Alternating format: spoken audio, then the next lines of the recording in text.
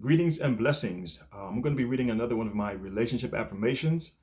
Again, these affirmations are just thoughts and opinions from myself and like-minded people.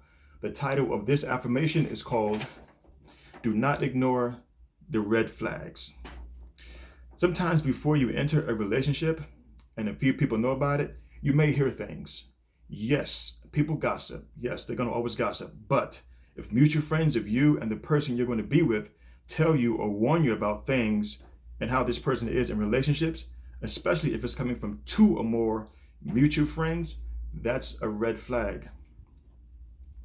Depending on what they say, you may want to think about your decision to move forward or not. Like if they can tell you what's going to happen in your relationship and what's not going to happen, or if they can tell you what your partner is going to be doing and what they're not going to be doing in your relationship, that's something you need to think about, especially if it's things that no one should know about what they're going to do and what they're not going to do. They should not know certain things. If you do move forward and you're in the beginning of this relationship and you're meeting people, you're going to meet their family, friends, co-workers, and neighbors, which you will meet those people.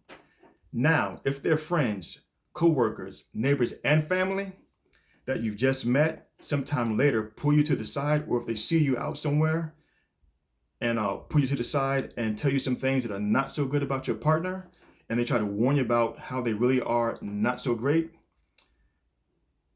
that's a big time red flag, because these are your partner's people. These are your partner's family, neighbors, friends, and co-workers. If more than two of them pull you to the side and tell you some bad things about your partner, that's really not good.